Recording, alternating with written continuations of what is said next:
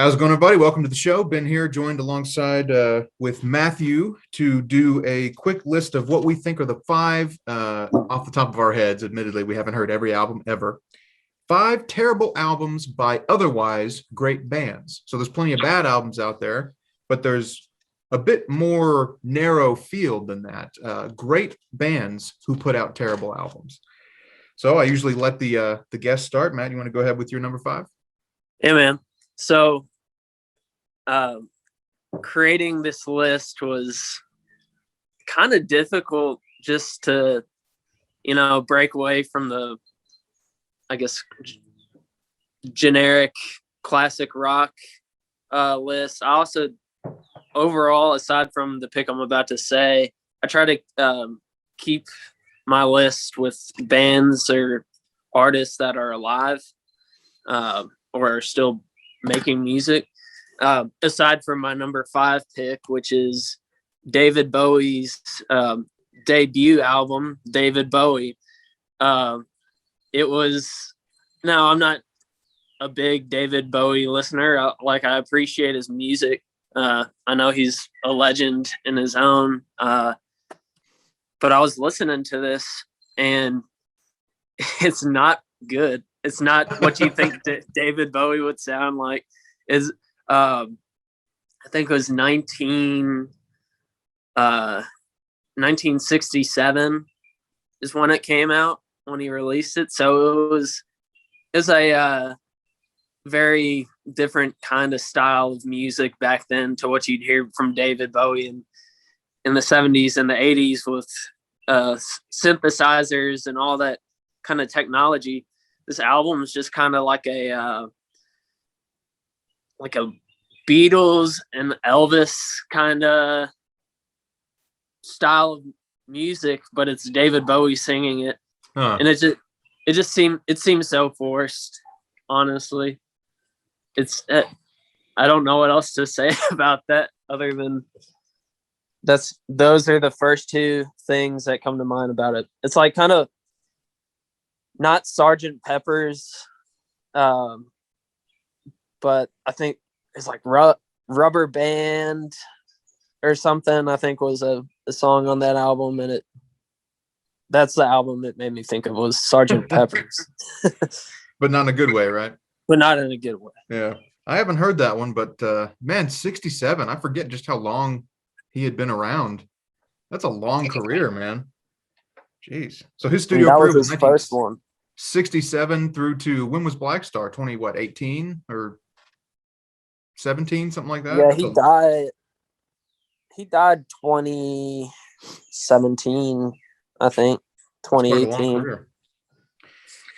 So I'm glad you took that approach, because I unfortunately, everything I listened to growing up and my frame of reference for making a list like this is hugely influenced by classic rock groups. I tried to at least not take the super predictable picks, but one I just couldn't get away with because I had stumbled across it blind growing up was Van Halen 3 from, I think, 1998. This was the sequel to Van Halen 2, which was like from the 70s. So that should already huge red flag that they're going back and calling back to something they did 20 years earlier, right? So obviously, they were now on to their third lead singer in Van Halen. This was Gary Cherone from Extreme, which is a sort of C-list band, but again, a notable group. Van Halen had already had the somewhat unique achievement of having sustained success already transitioning through two frontmen. Obviously, Sammy Hagar had come and gone by the time they hired Gary Cherone, and they were saying, okay, well, we're going to do a third, and they didn't. It was terrible. This album, the biggest problem is that these aren't songs. They're just things that have no structure. They have no consistent tone whatsoever. There's a guy doing high as hell 70s hard rock vocals over this gritty, gross, way too many layered guitar noodling that just doesn't, what's the chorus? What's the verse? It's just a blaring nonsense of sound for the entire record. And the production is so bad, I found out, because it was produced by a guy named Mike Post, who literally his only credits are TV theme songs, like the Law and Order theme song. he doesn't do rock music. He can't produce it. It's terrible. It sounds awful. The song's completely forgettable. There's barely a coherent chorus to be heard anywhere on this thing. You ask, what's a verse? What's a chorus? Who knows? Who can tell? It's just a wall of terrible noise. And let's not forget one that Eddie Van Halen, I'm sure, rest in peace, would like us to forget. Eddie Van Halen himself sings a terrible piano ballad towards the tail end of this thing. And he can't sing and he can't write. He can play guitar, but he can't do those other two things. So I couldn't avoid putting that on this list because I love Van Halen, man. So I heard Van Halen 1, even you get up to like the 80s with Diver Down, and I was still on board. And as a kid, I was like, oh, Van Halen 3, I've never heard this. And I threw it on, and I'm like, what the hell is this? This is garbage. So that's my number pick, Van Halen 3. Nice. A rude awakening for a young listener. Just stay away from 90s Van Halen. Oh, God. All right, man. Mine was my next one was Avet Brothers, their newest album. I guess they have a couple singles out now, but it was their 2019 album, Closer Than Together. So this came out right before, I guess, the pandemic hit, and I think the whole concept of this album is America is so divided. We need to bring everyone together, kind of deal. Just cut the political climate, of course, was a little more tense, and I think it's gotten tenser since then. But I'll leave politics out of this. So yeah, they came out with this album, and it's complete garbage. Like, it kind of, to me, it sounds like, all right, like pretty much what I was talking about then. But like, if you listen to their older music, they're pretty like folk, bluegrass, heavy, not a whole lot of electric kind of instrumentation. And this one, it sounds like they have this one song, what's it called? I can't even remember the song. That's how much I dislike this album. But it's like a dubstep, like fart bass over them just singing their country shit, and it's terrible. And it's not just that song. A lot of the albums like that. It's kind of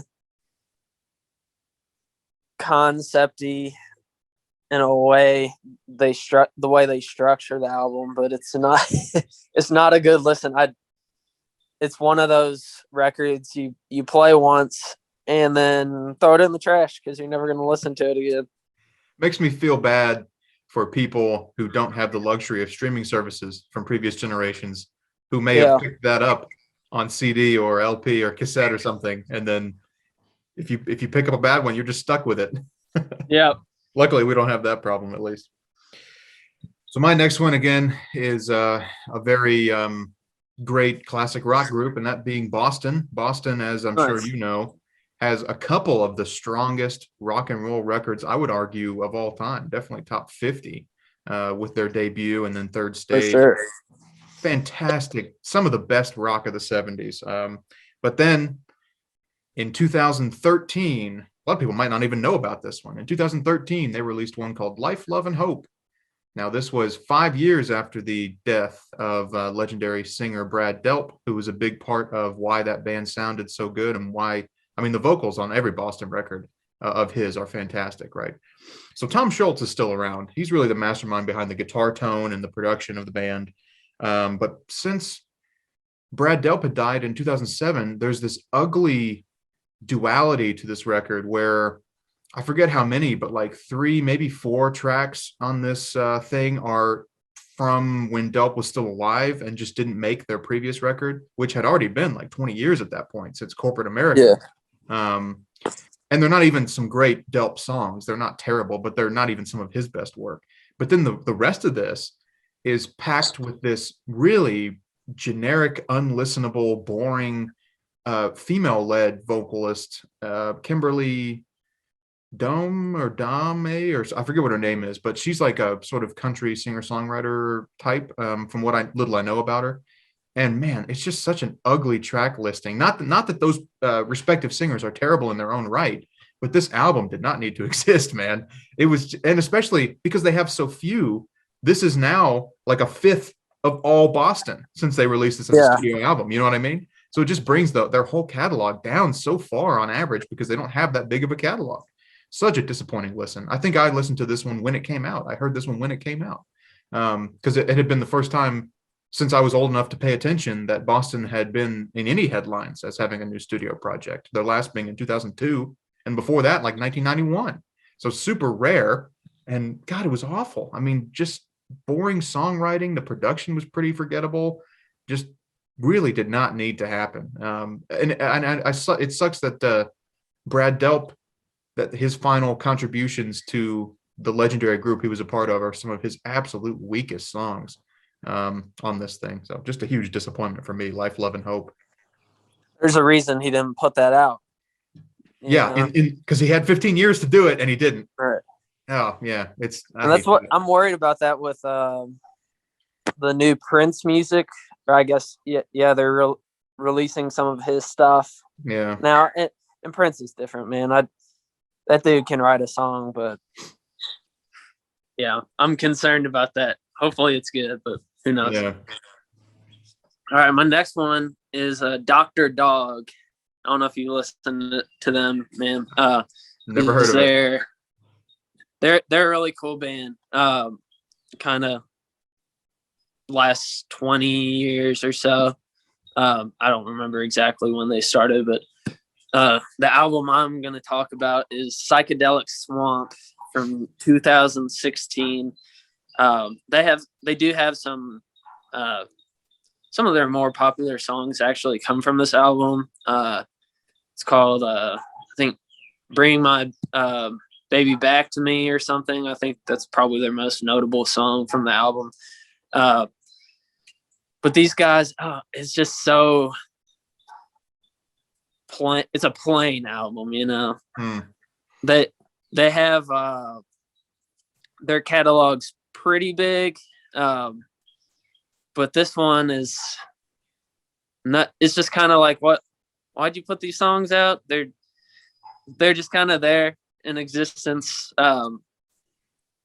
There's not really a flow, not a clear structure. It's kind of inconsistent, and yeah, it's just it's very wonky too. It has a similar sound to that Avet Brothers album I was talking about. Not similar, like the genres are very different, but they both have that one like fart synth like bass under it. And it's like, did y'all just like call each other and be like, hey, y'all want to make a mediocre record and we'll hire the same wompy synthesizer player to both of our recording sessions and just have him play the wah. And it's not like it sounds like I'm hating on EDM and that kind of style, but I'll hate on it when it is like only used for that genre of music. Yeah. Not like when it's put in like these country bands and these kind of like stoner rock groups. Like, come on, y'all. You don't need to add this. Like, it's like trying to get a saxophone on a deathcore like album, you know? Are you gonna give the deathcore saxophone player like a distortion pedal? No. Yeah. Just stick to the basics. But yeah, that's the big thing with that album. Ugly genre crossovers. They happen sometimes. So I kind of feel bad knowing that you put some effort into picking more modern records with your list, but one of my favorite bands of all time is Steely Dan. I think they've got a ton of good stuff in their catalog. But boy, after a 20-year studio album gap, they hit us with Two Against Nature from like 2000 or 2001. And that's among the biggest gaps in a band's career that didn't just end. I mean, 20 years is forever. Yeah. Boy, this album sucks. I mean, it might be their worst album. I haven't heard a few in their relatively big catalog, but this one is just some extremely boring, like overproduced, underwritten. I guess you'd call it funk. Like, their style. I guess it's like funk, but Yeah. like jazz fusion at times. And I don't know, fusion, I guess, is a good word for the sound of Steely Dan. But they executed that sound awful, terrible on this record. The vocals are bad. There's like 25 musicians. This is the way that I highlight the lack of artistic direction that they had when they were producing this. As a listener, that's what I perceive. So there's 23 musicians in addition to the two members of Steely Dan credited on this thing. 4 of those 23, their credit just says snare. It's like, what? It doesn't make any sense. You had how many people involved in the studio in this project, and you came out with some of the least interesting music of your entire career. The only thing that made them good in the 70s, not the only thing, but one of the things I should say that made them good in the 70s was the fact that it was clearly performed, right? It was a performative sound, even though it was very well produced, very clean playing. But boy, that works against them here. Now that production has improved in that 20 years, they sound like all the life has been taken out of all the instrumentation. Even those 4 snare guys across this record couldn't play it in an interesting way. So it's just meandering, vaguely funky, overproduced, underwritten.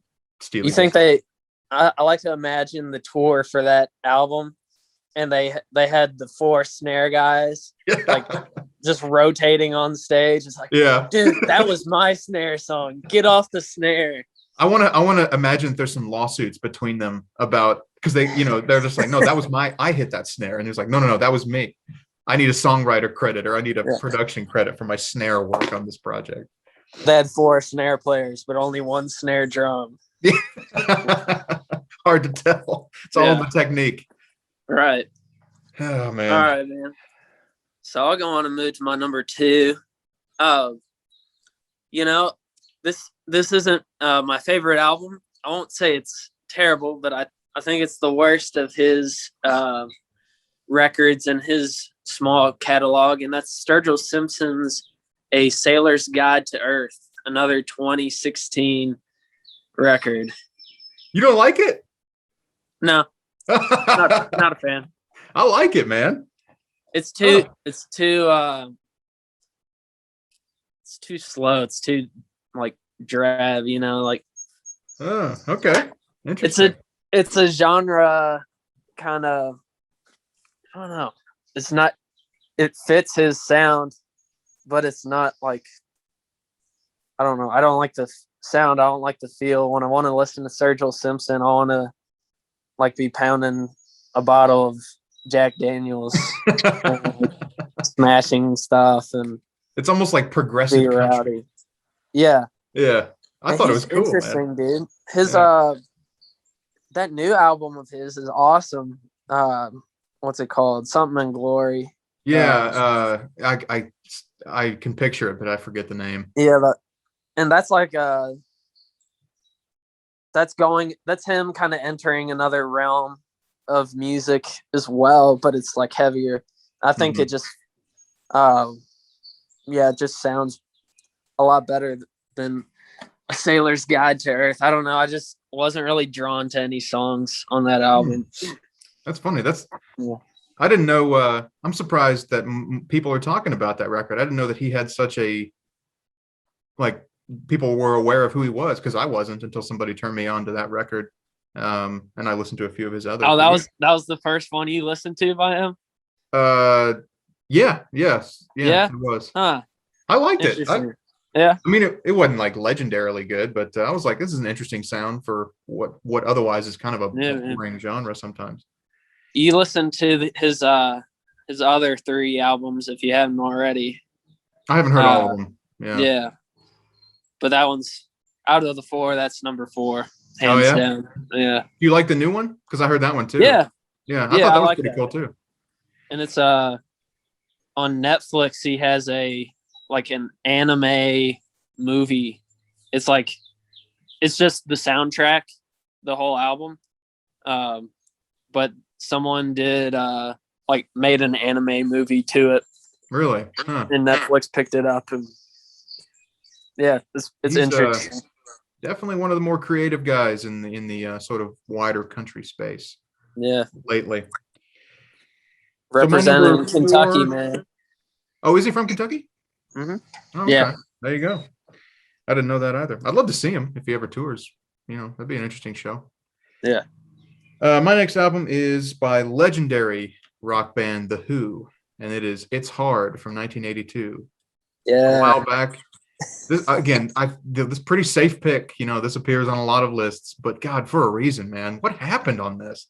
This was like, I want to say their maybe 8th or 9th studio album, and they hadn't really had a miss up to this point. And there's not, I mean, there's some tracks on here. The title track, "It's Hard," is pretty cool. "Eminence Front" is probably my favorite off the record. That's really, really a cool song.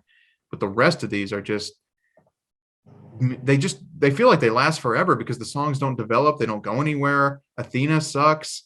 There's so many, just like that one that Entwistle wrote. I think it's called Dangerous, maybe, or something. I can't remember, but it's just like these are not even B-sides off of their previous records. These would be like throwaway demos that should never see the light of day. Instead, they pack this record, which is pretty long. I mean, it might be a double LP actually around on its original release length, but just not their best project at all. And this was one that was easy for me to say that this was indeed a great band who put out a terrible record. That's why I originally thought of like, okay, well, who's the greats of rock that I can talk about? The Who obviously is one of the greatest rock bands of all time.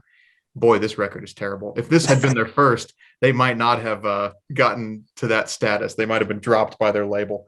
Who's listening to "Cry If I Want" and "I've Known No War" and "Dangerous"? And like, these are the worst songs of their career, and it's good that they've been forgotten so that the Who's legacy can remain somewhat intact. And they still got a Super Bowl appearance, Yeah. Oh no. Yeah. It's Yeah. not on the strength of this though. Yeah. They got it It on the was strength long of their forgotten by them. yeah of their back catalog. Yeah. Right. I mean, their first 7, all varying degrees of good and great. The Who's records, but man, you get up to this period, and this was towards the end. I forget actually what their last record was off the top of my head, but this was close to it, and it sounds like they were just out of ideas. The tank was empty. All right, I guess it's my number one. It's proud. This is a proud number one of mine. This is like the first album I thought of, just of worst albums, period, let alone great artist. Some people might not have him as a great rapper, but it's Chance the Rapper's "The Big Day." Whoa. From 2019. Yeah.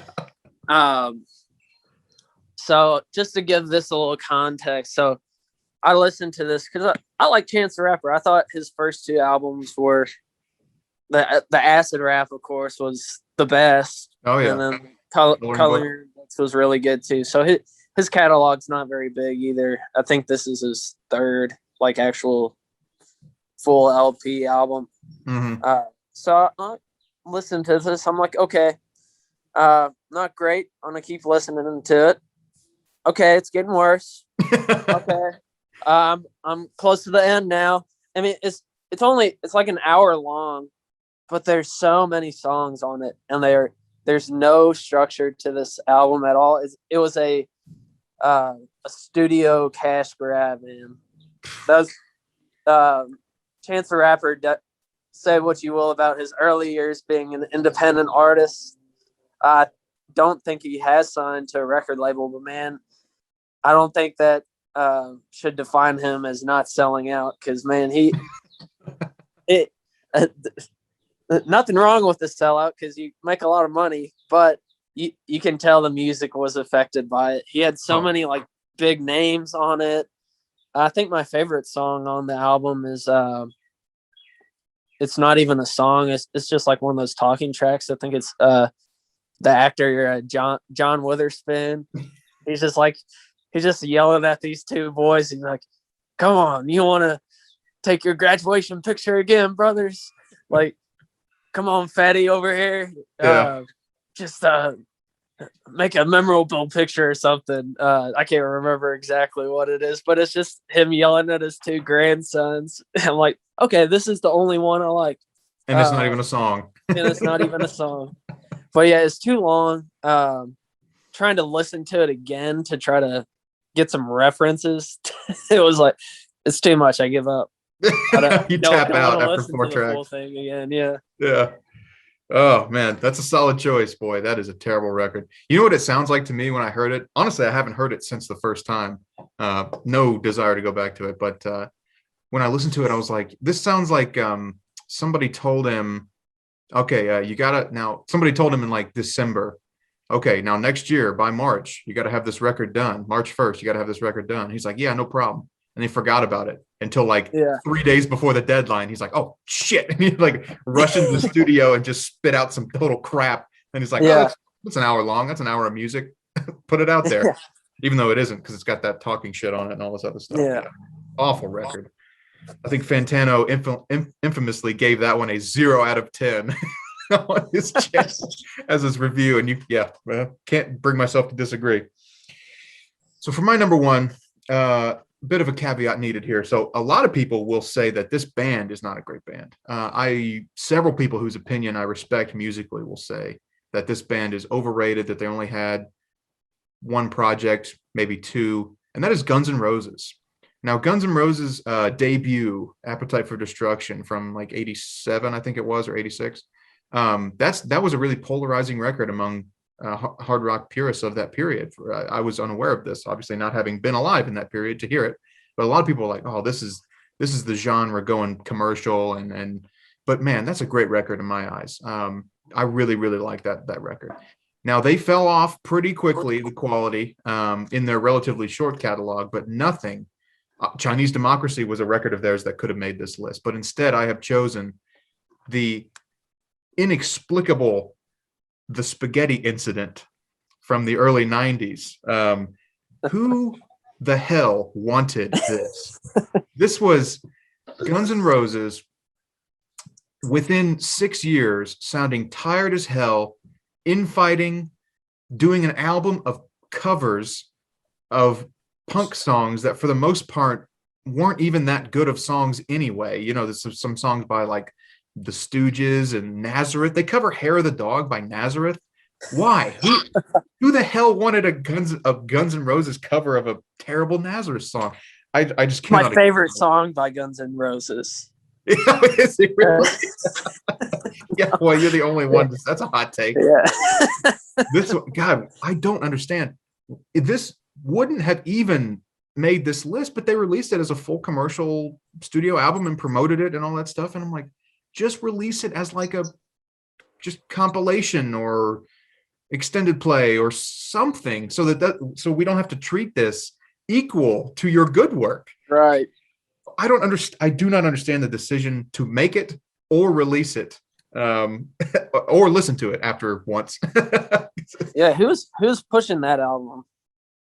What's that? Who was in the band? Who's pushing it? Like, who's saying like we need to do this? Oh God, it was probably Axl, egomaniac. Yeah. He's just like, well, I like these songs, so I'm just going to sing them again, worse, and put it out there as a full Guns GNR studio album, of which there are only like 7 or 6. And again, now this is just that huge turd in the middle of that discography. Although Chinese Democracy was another terrible record. I was surprised you didn't pick that one, but I thought about it, but man, this is worse. Yeah. Chinese Democracy is pretty bad too. But it at least had a few songs that you can see had potential as songs. It's just an album full of covers. I hate when bands do this, man. I really hate when they release albums full of covers. Who cares? I don't care. Who is this for? I don't know. Covers. Man, you should have heard Willie Nelson just put out a Frank Sinatra cover album. Oh, God. Why? For who? Make some money, dude. I guess. I keep his grandbabies in the studio. If it's a paycheck, all right. I mean, I at least understand that, but I don't know, man. I do not understand GNR doing this. These guys don't need the money. They were the biggest band in the world there for a few years, you know. And then of course I think this was 93. I didn't write it down. I should have wrote it down. And then there was like that big gap, and then Chinese Democracy hit and was shit too. And then Axl Rose just went from bad to worse.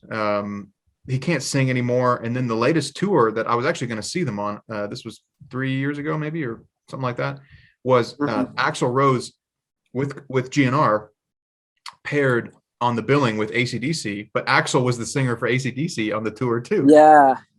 I was like, God, I can't imagine a worse show.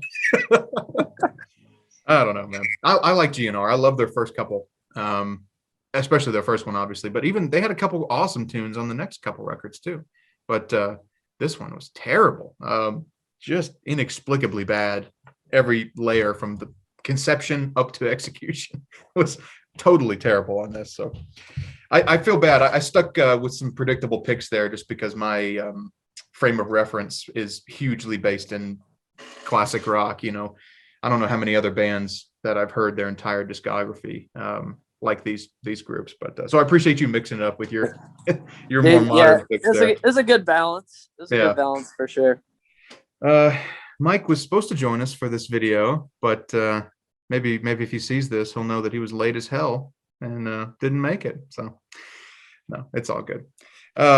So thanks for joining me, Matthew. We'll do some more of these lists. Maybe we should do the opposite. Maybe we should do great albums by terrible bands. That'd be an interesting one to do as well. Yeah. At some point. Yeah. So stay tuned for that one. We might get to that at some point in the future. Matt, thanks for joining me. Good to have you. And thanks for watching.